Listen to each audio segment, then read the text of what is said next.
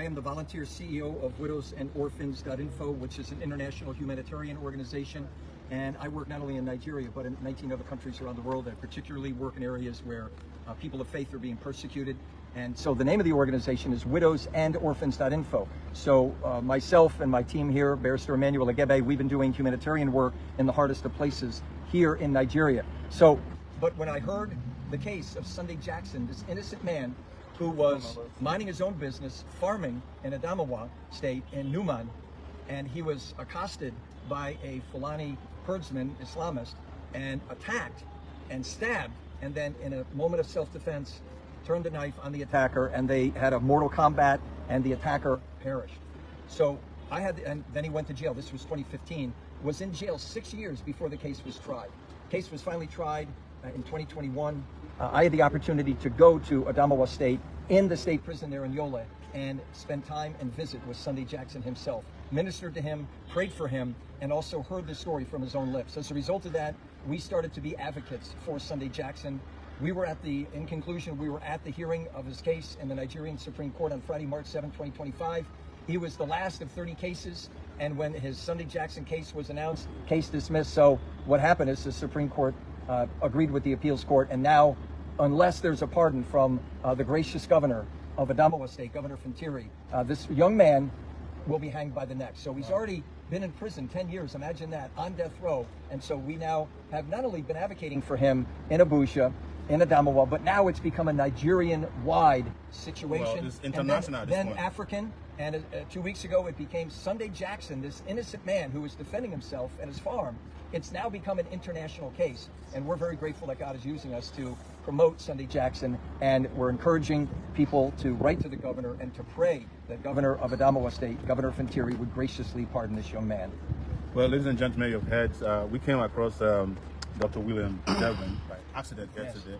We were here representing other victims of oppression of the Nigerian state. There was a guy who was he has been in police custody for 50 days because he did a TikTok video accusing the wife of the president of some immorality. He was sent to jail. He was supposed to appear in court today. They did not bring him, and the court has adjourned. So we just came back from the police station, only to find our lovely brother here, Emmanuel Ogebe, who he and I have been also fighting together, and sometimes and against each other sometimes. In the US, yes, areas of Abacha, Abacha, up to Yaradua, exactly. So I'm glad that you are also involved in it. We all have a duty to get Samuel Jackson out of this unjust, unlawful, and inhuman condition of legal limbo that has been 10 years validated by the Supreme Court. And it's happening at the time that these same Marelos are killing people all the way from Maiduguri to Port Harcourt. With impunity. Yes, they're killing people in their farms with impunity. Whereas we do not classify this as an ethnic issue, we classify it as a failure of those in government who have the duty to protect citizens who have refused to get involved and to do what is right. So, ladies and gentlemen, you have heard it all. This is Samuel Jackson that we have to fight for again, and we want to ensure that he gets out of this cul-de-sac. So we are calling on the governor of Adamawa State, to immediately commute this sentence and grant Mr. Samuel Jackson pardon, immediate pardon, so that he can reunite with his family. And we also ask that he be compensated. And generally, we call on the Nigerian government to protect farmers across this country, because it is the only way to bring about food security. Yes. You cannot be having hunger ravage in land, even though our hunger is inflicted by corruption and irresponsibility. But one of the ways we can solve our economic problem is to have our farmers protected in their farms so that they can produce for those who might want to consume. Yeah. Thank you very much. Please, you have a word to add. I want to say that it looks like on this planet there are two countries that worship cows. One is the Hindus, and then we in Nigeria. Because cows seem to have a greater protection and constitutional rights than the Nigerian citizen. Now, what is very upsetting to me is that we have a court system that will contort the meanings of the Constitution to accommodate the police and vices of constitution. But in a situation where the Constitution clearly says that this judgment should have been rendered within 90 minutes, it was rendered 167 days afterwards. And they didn't even pick up on this to try and help this man out. Some of the things that have been claimed in the judgment is that he should have run away. But the evidence shows that he was stabbed. How does the person who is stabbed like that? Secondly, these Fulani herdsmen are very agile. They live in the forest, and so they're in better shape. And Sunday said he ran, but the man the revolution overtook him. So these are some of the reasons why we're concerned about this judgment. The judgment says that to all extents possible, he fulfilled and met the threshold for being pleading the defense of self-defense, because he was not the aggressor; it was the attacker's weapon that he used to strike back. But they said, because the man stabbed him 2 times and he stabbed the man 3 times, that it is excessive. That does not even make any sense. Common sportsmanship that we know, the rule of every game is that the person who scores the most wins. This was a game, a battle for life.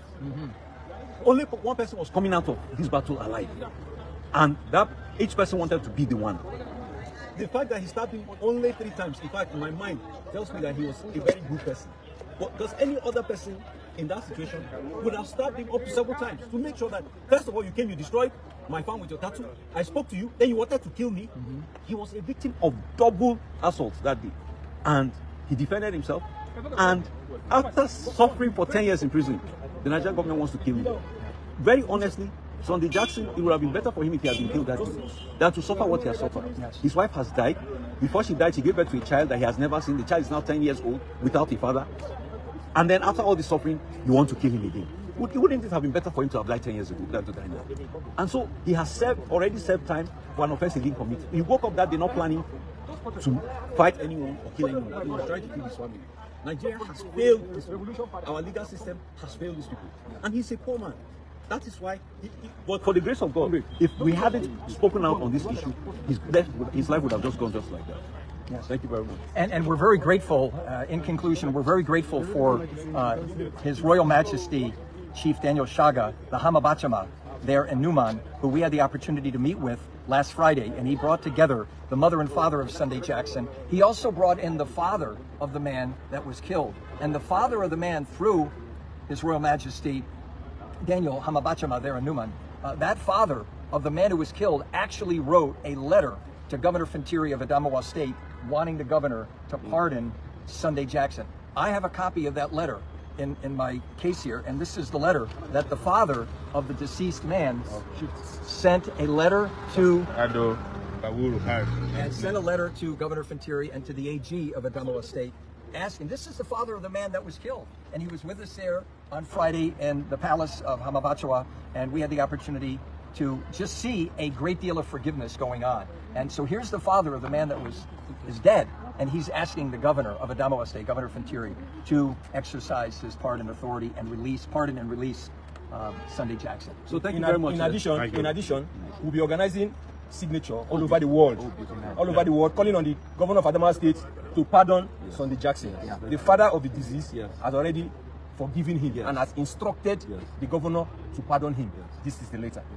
You can't cry more than the bereaved. Exactly. So he has already pardoned the boy in his own words. So I don't see any reason why the boy should be hanged. And that's why we're saying that this is the family that bears the greatest brunt has already forgiven him. A system that and could not protect this boy, him, this Sunday Jackson of a person did not just kill an innocent person. He killed someone that came to kill him. It's self-defense. It was self-defense, and it's granted anywhere in the world to defend yourself, unless you are not practicing a democracy in Nigeria, unless you don't have a constitution in Nigeria. We'll be collecting signatures all over the world.